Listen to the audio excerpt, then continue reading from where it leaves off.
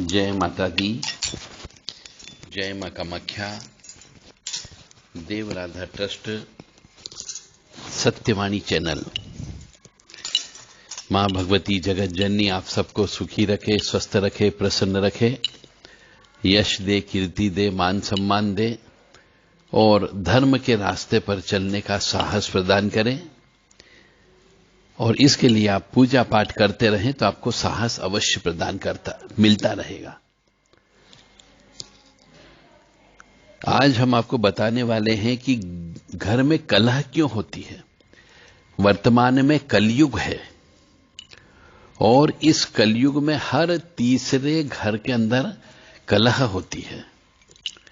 कई पति पत्नी में कलह हो रही है, तो पिता पुत्र में कलह हो रही है, कोई धन संपत्ति के लिए कलह हो रही है, तो कोई तंत्र बाधा की वजह से कलह हो रही है, कहीं पे प्रेत बाधा की वजह से कलह हो रही है, कहीं पे पितृ दोष की वजह से कलह हो रहा है, कहीं पे नाग महाराज की वजह से कलह हो रहा है।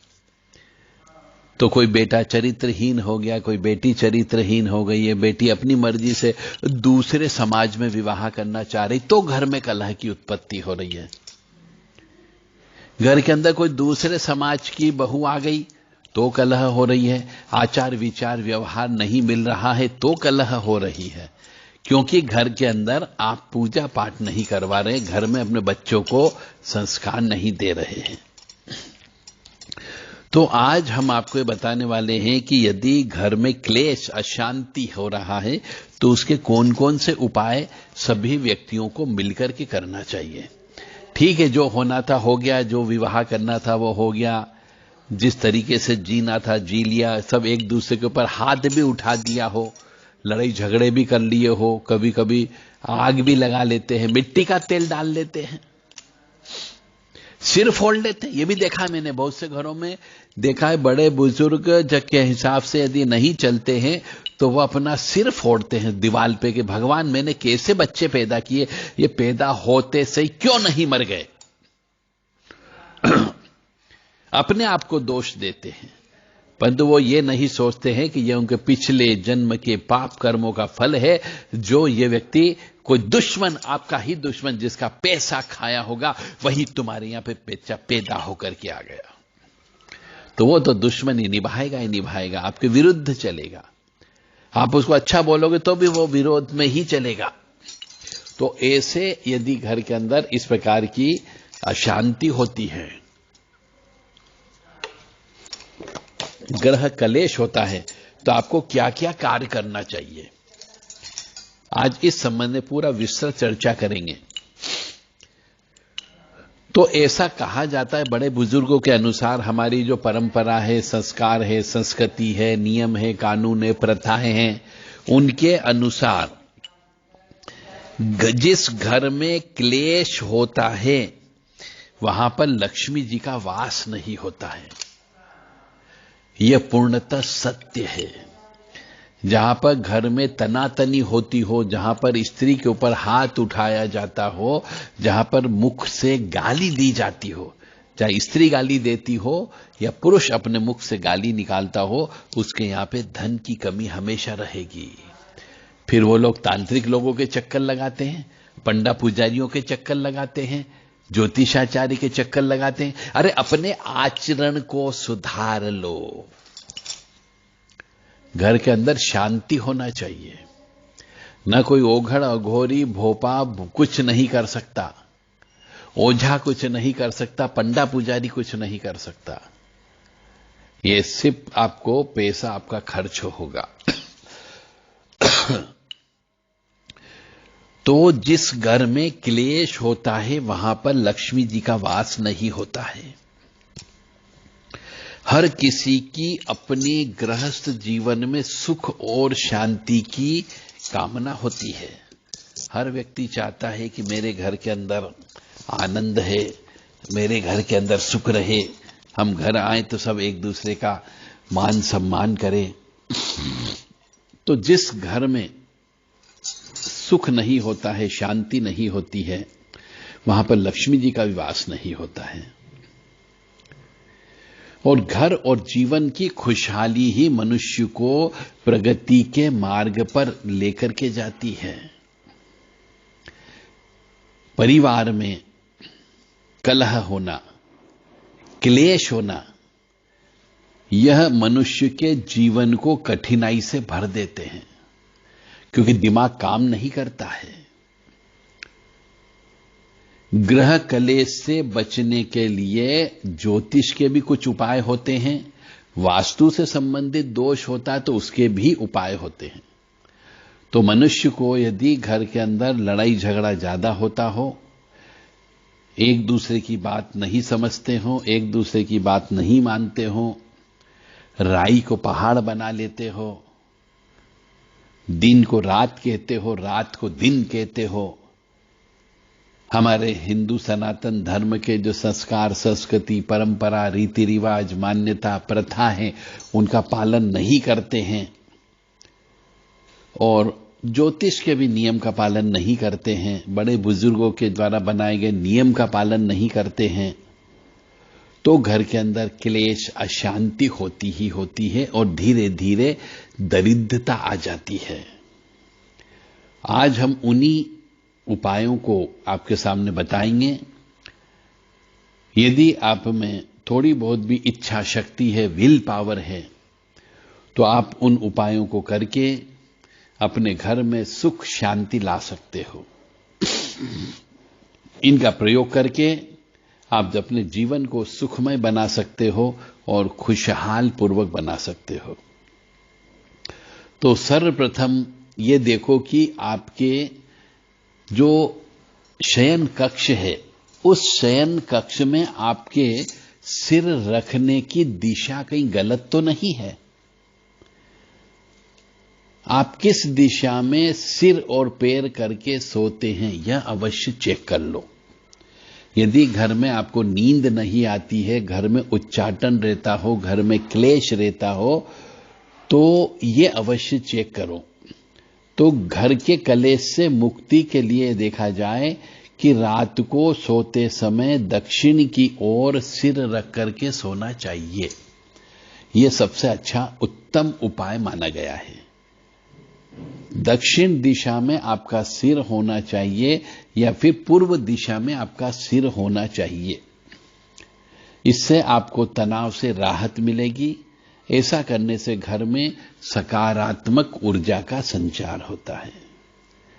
तो सभी व्यक्ति एक एक करके नोट कर लें कि यदि आपके या आपके घर में, आपके पड़ोसी के यहां पे, आपके मित्र के यहां पर, आपके किसी रिश्तेदार के यहां पे, आपकी बेटियों के यहां पे, आपके दामाद लोगों के यहां पे, या आपके बहू क्लेश करती हो, तो इन चीजों का ध्यान रखो ताकि आपके यहां सुख शांति रह सके। मेरा धर्म है कि आप सुखी रहेंगे तो देश समृद्ध होगा, आपके बच्चे अच्छे निकलेंगे, और जब वो देश के बच्चे अच्छे निकलेंगे तो देश का भविष्य भी उज्जवल होगा। हम ये चाहते हैं कि ये चीजें आप भी सीखें और अपने बच्चों को भी सिखाएं, ताकि भविष्य में उनके जीवन में भी कष्ट की प्राप्ति न हो। तो सर्वप्रथम आपने ये चेक कर लें अपने मकान में, कमरे में, और बच्चों के कमरे में भी चेक करें कि उनका सोते समय सिर जो है दक्षिण दिशा में या पूरब दिशा में होना चाहिए, ऐसा पलंग को रखा जाए। तो इससे घर में सकारात्मक ऊर्जा आने लगेगी। दूसरा उपाय, हनुमान जी की नियमित रूप से सेवा करना सीख जाओ। घर के आसपास के एरिया में कहीं पर भी जहां हनुमान जी का मंदिर हो, उस मंदिर में आप जाइए, वहां पे रोजाना दर्शन करिए, हर मंगलवार शनिवार को चोला चढ़वाइए। मंदिर में यदि लाइट नहीं हो तो लाइट लाने की व्यवस्था करिए, इन्वर्टर से लाइट लाने की व्यवस्था करिए यदि कनेक्शन नहीं मिल सकता हो तो। और यदि आपको लगता है कि आपके एरिया में कहीं पे ऐसी खाली भूमि रखी हुई है, जो पीपल का वृक्ष भी है, वहां पे कुछ महिलाएं पूजन अर्चन भी करते हैं, दीपक भी लगाते हैं, तो वहां पे एक हनुमान जी की मूर्ति हनुमान जयंती के दिन ला करके रख दी जाए और पूजन अर्चन प्रारंभ कर दिया जाए, तो हनुमान उपासना आपकी प्रारंभ हो जाएगी। तो हनुमान जी की नियमित रूप से अपने आसपास में ही पूजन अर्चन करने अवश्य जाना चाहिए। ये भी ग्रह कलेश को दूर करता है। हनुमान जी की उपासना का मतलब है मंगलवार को आपको व्रत उपवास आपको रखना है। कोशिश किया जाए कि हर मंगलवार और शनिवार को चोला चढ़ाना चाहिए। ऐसा करने से बहुत सी परेशानियों से आपको निजात प्राप्त हो सकती है। जब आप हनुमान जी के पास जाएंगे तो श्री राम जय जय राम इसका 5-10-15 मिनट बैठ करके जप करना चाहिए, जिससे पापों का नाश होता है। और जब पापों का नाश हो जाता है तो निश्चित तौर से आपको सुख की प्राप्ति होती है। तो हनुमान जी की उपासना अवश्य करें।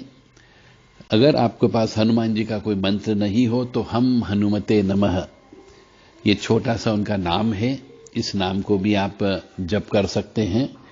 ओम पवन नंदनाय नमः, ओम हनुमंताय नमः, श्री राम दूताय नमः, ये उनके नाम है। आप उनके नाम लेकर के भी जप कर सकते हैं, क्योंकि मंत्र को गुरु के माध्यम से लिया जाता है। और यदि आपके पास गुरु नहीं है तो आपको मंत्र तो जप नहीं करना चाहिए। उनकी नामावली, अष्ट नामावली होती है, अष्ट नामावली स्तोत्र होता है, उसका भी आप जप कर सकते हो। या फिर हनुमान चालीसा का पाठ कर सकते हो, बजरंग बाण का पाठ कर सकते हो, हनुमान वड वालन स्तोत्र का पाठ कर सकते हो, हनुमान बाहुक का पाठ कर सकते हो, और करना चाहिए। इससे आपके दुश्मन का भी नाश हो जाएगा। और यदि आपके परिवार के ऊपर और आपके ऊपर यदि किसी प्रकार की कोई भी नकारात्मक ऊर्जा, तंत्र बाधा, काला जादू, उसका प्रभाव को भी से भी आपको बचाया जा सकेगा। तो पहली बात तो ये होगी कि अपने सोने की दिशा आप देख लें कि सोते समय रात को आपका परिवार के सभी सदस्यों का सिर दक्षिण दिशा में या पूरब दिशा में होना चाहिए। बस केवल 2 ही दिशा अलाउ की गई है। दूसरा कि हनुमान जी के मंदिर में अवश्य जाकर के दर्शन करना चाहिए। हो सके तो मंगलवार के दिन सुंदरकांड का पाठ भी करना चाहिए। अगर आपके पास समय नहीं है, परंतु जब ग्रह कलेश होता है तो पैसा बर्बाद होता है, समय बर्बाद होता है, मन नहीं लगता है। तो इससे ज्यादा अच्छा है कि आप समय कुछ हनुमान जी के सामने बैठ करके समय को दें और हनुमान जी के जो स्तुतियां हैं उनका पाठ करें। राम रक्षा स्तोत्र का भी पाठ हिंदी में आप करें तो भी आपको फायदा अवश्य होगा।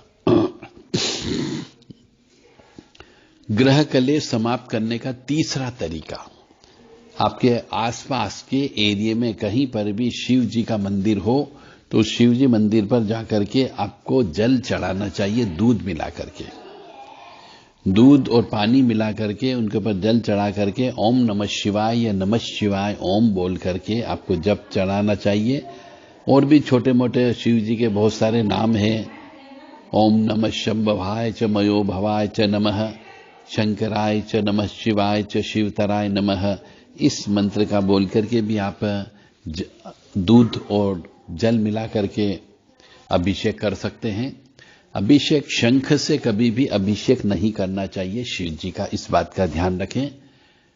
और तांबे के लोटे में दूध भर करके भी कभी अभिषेक नहीं करना चाहिए, इस बात का ध्यान रखें। और रोजाना ओम नमः शिवाय ओम नमः शिवाय ओम नमः शिवाय जप अवश्य करें।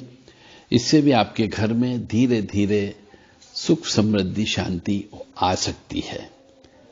जब आप घर से निकलते हैं और जब वापस घर तक पहुंचते हैं, इस दौरान जितना समय होता है आपको ओम नमः शिवाय ओम नमः शिवाय ओम नमः शिवाय या श्री राम जय जय राम, श्री राम जय जय राम, इन नामों का अवश्य जप करना चाहिए। ऐसा करने से पति पत्नी के वैवाहिक जीवन में सुख शांति बनी रहती है। घर में ग्रह कलेश को समाप्त करने के लिए प्रत्येक मनुष्य को, जिसके घर में क्लेश हो या जो क्लेश को खत्म करना चाहता हो, सर्वप्रथम वो व्यक्ति ब्रह्म मुहूर्त में उसे उठना चाहिए। क्योंकि आजकल हम देख रहे हैं अधिकांश मनुष्य सूर्य जब निकल जाता है, ऊपर तक भी आ जाता है, 7:30, 8, 9 बजे तक उठते हैं। इससे भी घर में ग्रह कलेश होता है। धीरे धीरे सभी मनुष्यों को सूर्य उदय के पहले उठने की आदत डालना चाहिए। जिससे घर के अंदर ग्रह कलेश नहीं होता है, क्योंकि सूर्य जो है पिता का प्रतीक होता है और उनके उठने के बाद यानी उनके हमारे सामने आने के बाद में सूर्य नारायण भगवान के दर्शन होने के बाद 7:30, 8, 9, 10 बजे तक यदि आप उठते हो तो वो सूर्य नारायण भगवान का अपमान होता है, यानी पिता का अपमान होता है। और जब पिता का अपमान होता है पितृदोष की उत्पत्ति होती है। इसलिए मनुष्य को सूर्य उदय हो उसके पहले उठ जाना चाहिए, तो घर में सुख शांति रह सकती है, ग्रह कलेश से आपको मुक्ति पा सकते। मैं पैसे खर्च करने की बात बिल्कुल भी नहीं कर रहा हूं, आपको कोई पैसा खर्च नहीं करना है इन कामों के लिए, ग्रह कलेश को समाप्त करने के लिए। सिर्फ आपको अपने आप में परिवर्तन करना है ताकि आप सुखी रह सकें।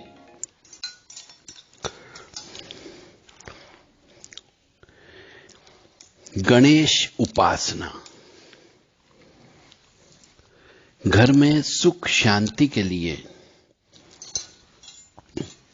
गणेश उपासना भी करने का विधान है।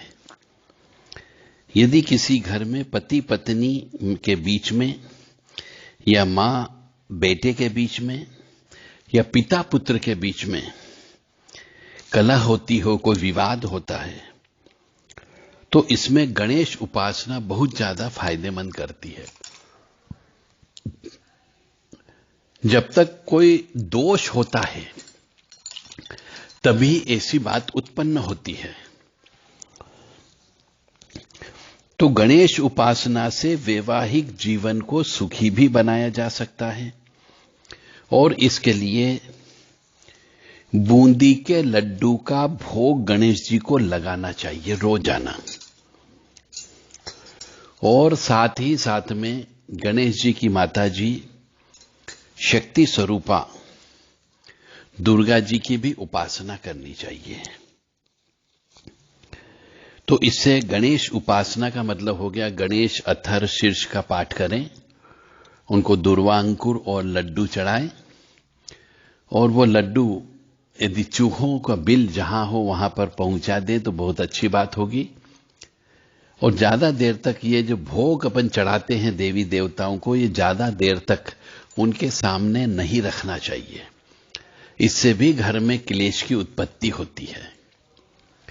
जो भी भोग देवी देवताओं के सामने भगवान के सामने रखते हैं 10 मिनट के बाद में उस भोग को उठा लेना चाहिए।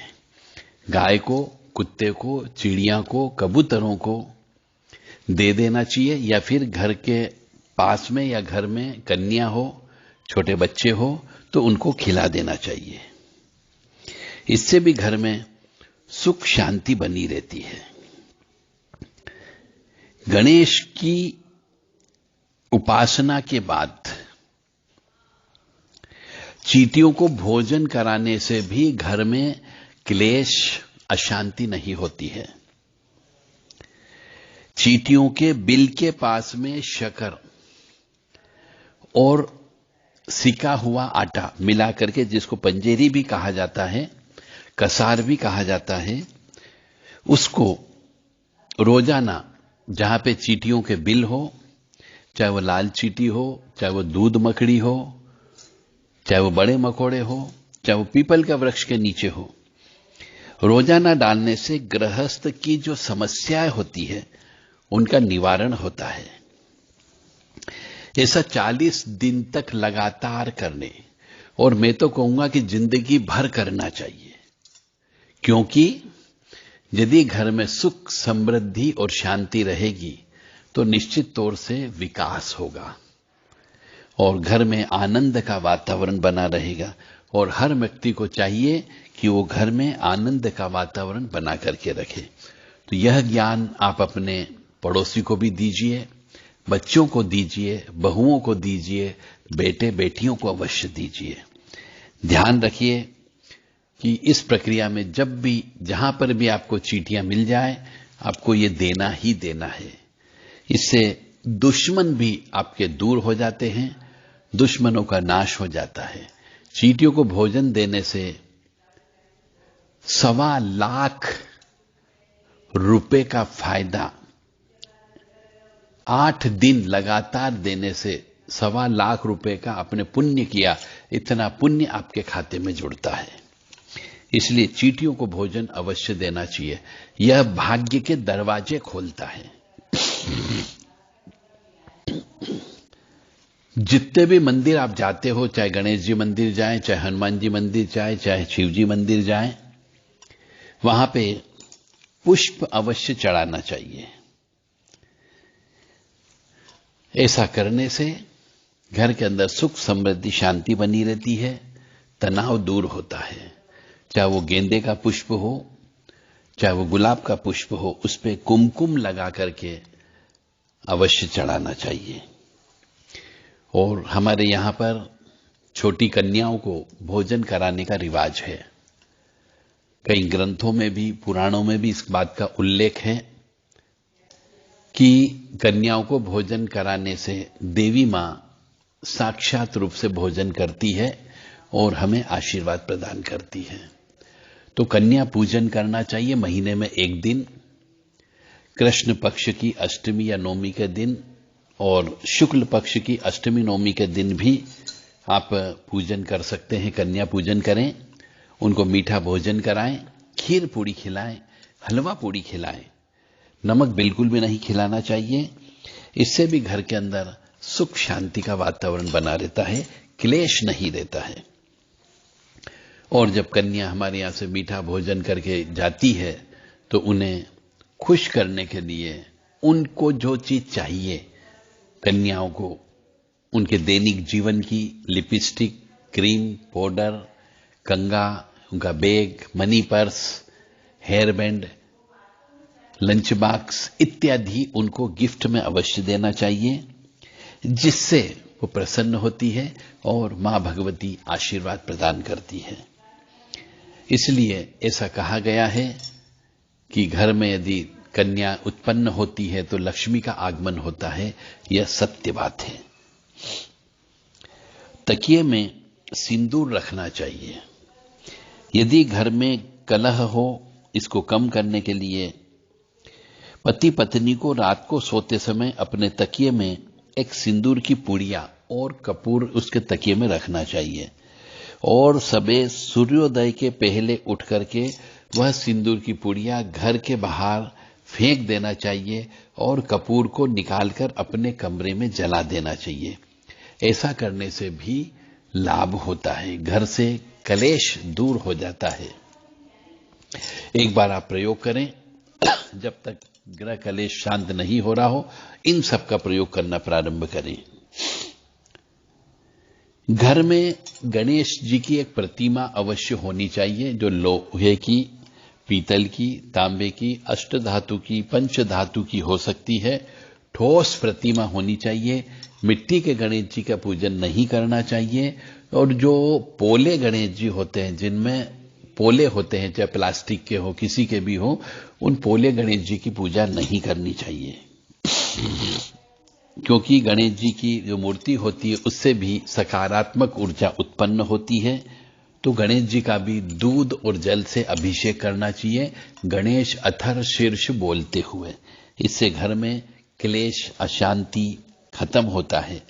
और गणेश जी की मूर्ति या घर का जो मंदिर होता है, वह मंदिर ईशान कोण में होना चाहिए। बहुत से घरों में क्लेश, अशांति होने के पीछे का कारण घर का मंदिर गलत दिशा में होता है, उस वजह से भी कष्ट की प्राप्ति होती है। तो उसका केवल पूरे मकान में एक ही जगह फिक्स की गई है, ईशान कोण। ईशान कोण का मतलब होता है उत्तर पूर्व कोना, उसमें ही गणेश जी की स्थापना होनी चाहिए। सभी देवी देवताओं को वहीं पर ही रखना चाहिए और ईशान कोण के पीछे की तरफ लेटरिन बाथरूम नहीं होना चाहिए। हमारे पड़ोसी का भी नहीं होना चाहिए और अपना भी नहीं होना चाहिए, अन्यथा आपकी पूजा व्यर्थ हो जाती है।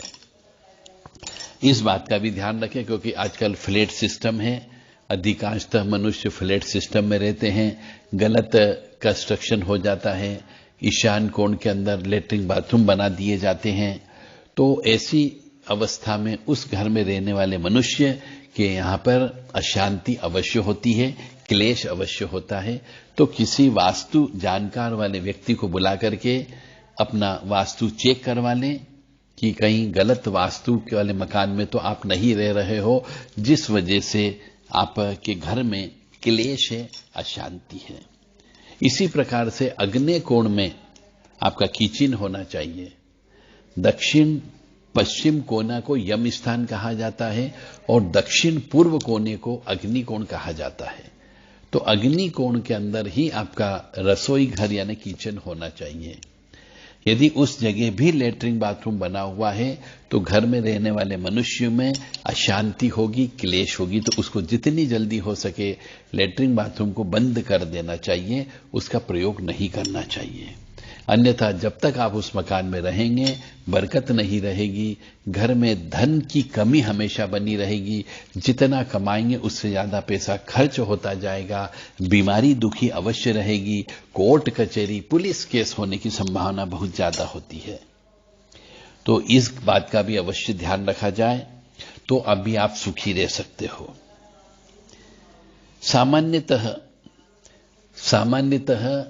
पति पत्नी में छोटी छोटी बात को लेकर के तकरार होती रहती है, लड़ाई झगड़ा होते रहता है, परंतु ये झगड़े कई बार इतने ज्यादा बढ़ जाते हैं, बहुत छोटे छोटे से होते हैं, मतलब राई को पहाड़ बना लेते हैं।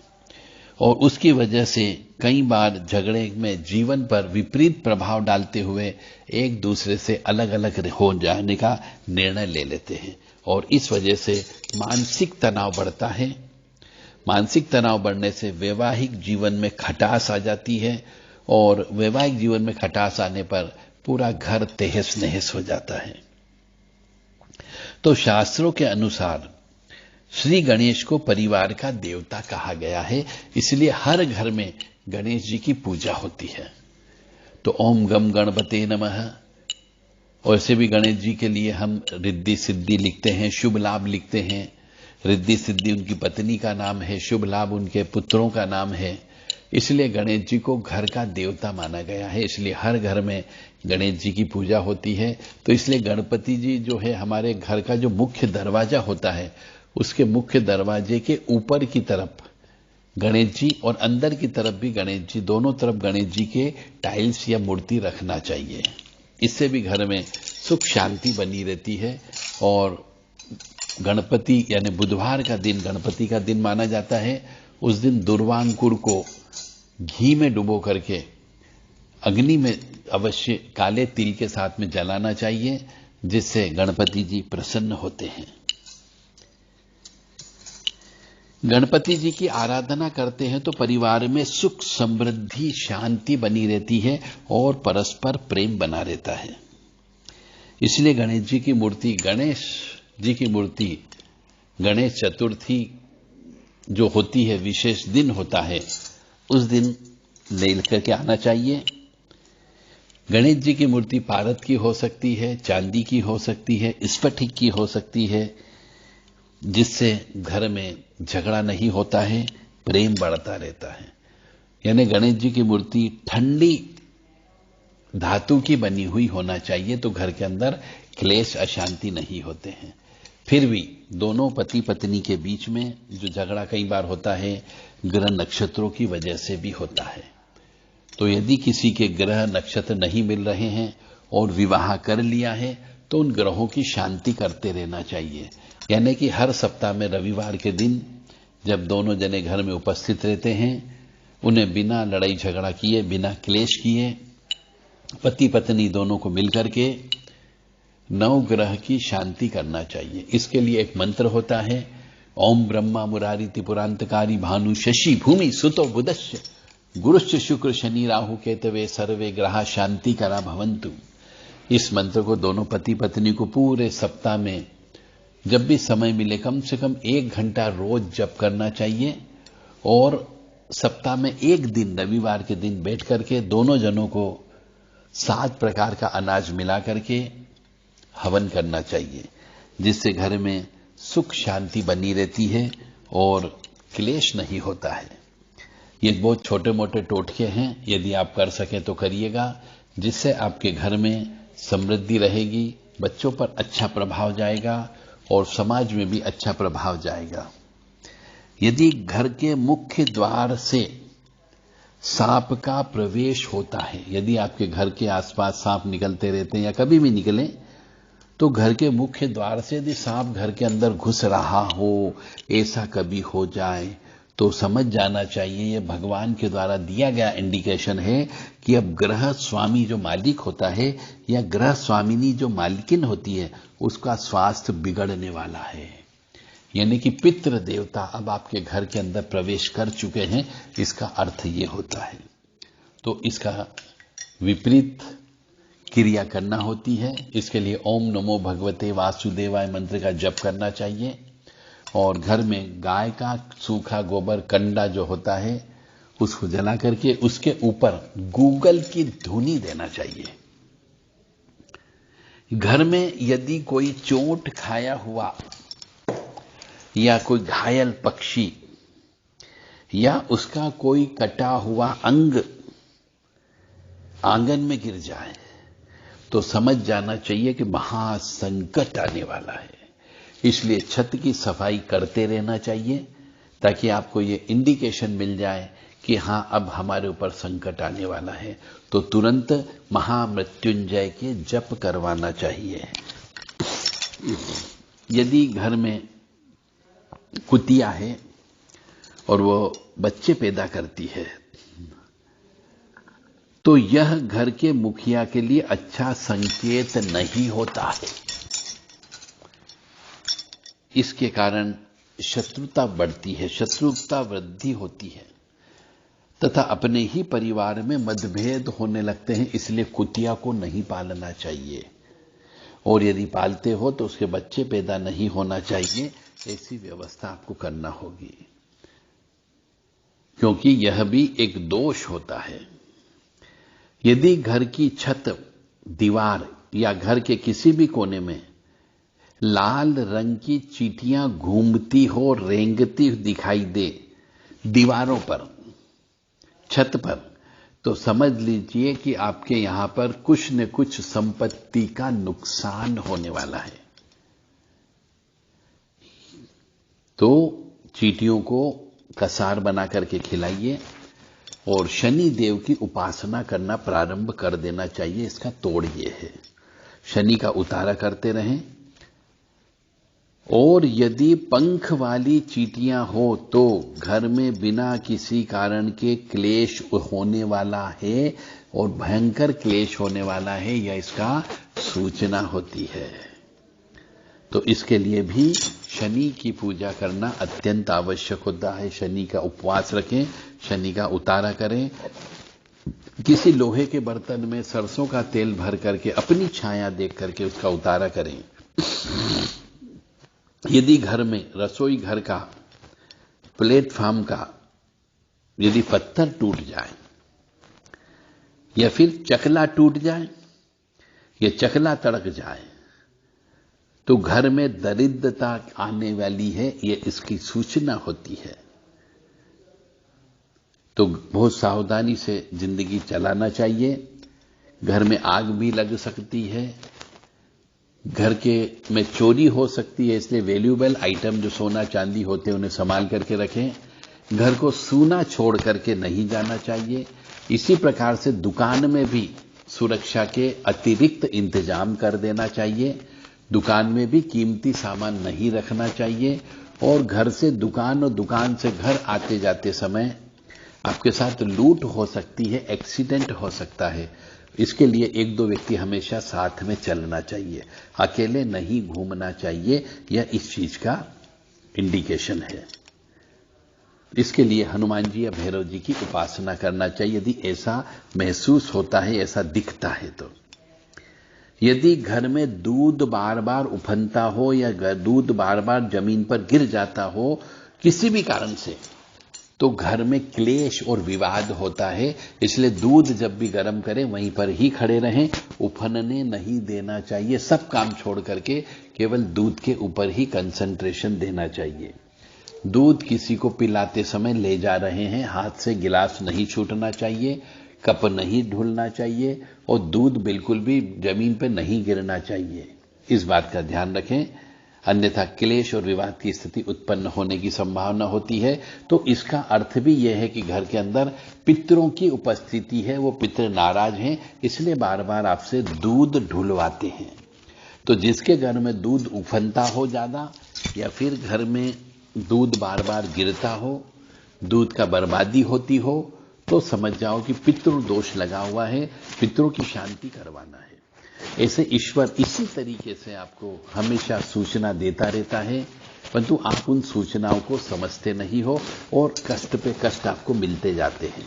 ईश्वर ने सब व्यवस्था की है, बस ये कि वो अदृश्य रूप से आपको यह सूचित करता है कि अब आपके साथ में अच्छा होने वाला है या बुरा होने वाला है। आपको उसके संकेतों को समझना होगा, और संकेतों को तभी समझ सकते हो जब आध्यात्मिक रूप से आप उसमें उतरे हो, जब आप आध्यात्मिक सोच रखते हो, जब आपके आध्यात्मिक विचारधारा होंगे, तब ही आप इन चीजों को समझ सकते हो।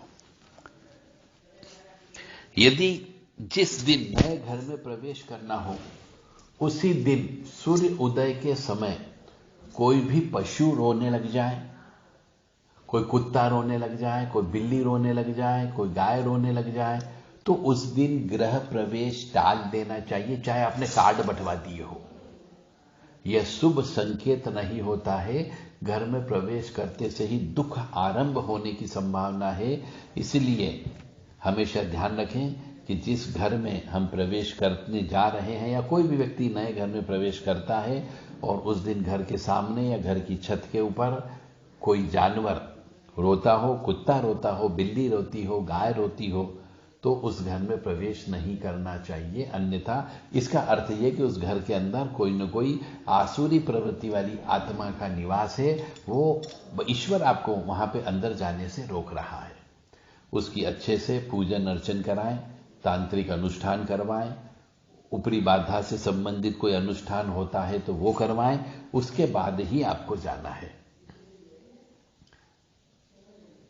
यदि हम कोई अच्छा कार्य के बारे में बातचीत कर रहे हैं और बातचीत करते करते ही बीच में यदि कोई छिपकली की आवाज सुनाई दे, तो समझना चाहिए कि यह कार्य की असफलता होगी, वह कार्य नहीं होने वाला है, यह ईश्वर ने आपको सूचित किया है।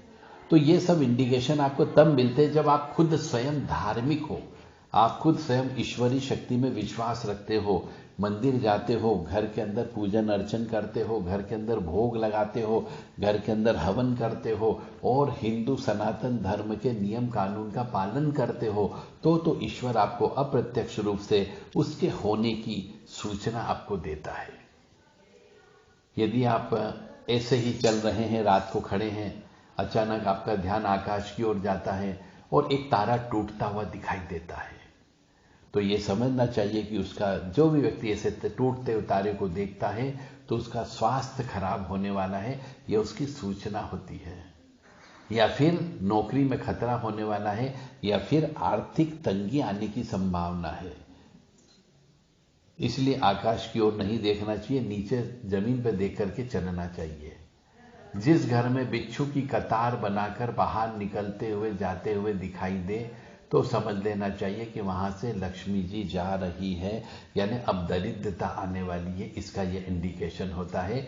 तो लक्ष्मी जी को रोकने के लिए जो भी जतन किए जाते हैं, प्रयास किए जाते हैं, टोने टोटके किए जाते हैं, वह सब करना चाहिए। लक्ष्मी जी को रोकने के लिए सबसे पहले तो आपको ब्रह्म मुहूर्त में झाड़ू लगाना चाहिए, झाड़ू को खड़ी नहीं रखनी चाहिए, सूर्य अस्त के बाद में झाड़ू नहीं लगानी चाहिए, घर के अंदर हवनात्मक वातावरण होना चाहिए। पीला बिच्छू माया का प्रतीक होता है, ऐसा बिच्छू घर में निकले तो घर में लक्ष्मी का आगमन होता है। और जिस घर में बिल्लियां उल्टी करती हो, जिस घर में बिल्लियां लेटरिंग करती हो, वहां कुछ शुभत्व के लक्षण प्रकट होते हैं, यानी अच्छा माना जाता है। घर में चमगादड़ों का आना जाना अच्छा नहीं होता है, इससे अशुभ होने का संकेत देता है ईश्वर आपको। जिस भवन में छछूंदरें घूमती हो, वहां पर लक्ष्मी जी की वृद्धि होती है। और जिस घर के द्वार पर हाथी अपनी सूंड ऊंची करे, यानी आशीर्वाद दे, वहां पर उन्नति होती है, वृद्धि होती है तथा मंगल होने की सूचना मिलती है। इसलिए हाथी यदि अपनी सूंड कर दे तो समझ जाना चाहिए कि वह गणेश जी साक्षात आशीर्वाद दे रहे हैं। तो ये इस प्रकार की बहुत सारी चीजें जो हमने आपको बताई हैं, ये सब चीजें हमारे द्वारा टोने टोटके नामक एक किताब लिखी गई है, उसमें इन सब चीजों का वर्णन आपको प्राप्त होगा। यदि आप ये किताब लेना चाहते हैं तो देवदादा ट्रस्ट सत्यवाणी चैनल से के जो व्हाट्सएप नंबर है 7987237885 या फिर 9893128047 या फिर 7649862712 इन नंबर पर व्हाट्सएप करके आप अपना पूरा नाम, पूरा पता, phone number, mobile number, pin code number भेज करके उचित दक्षिणा देकर के ये किताब प्राप्त कर सकते हैं।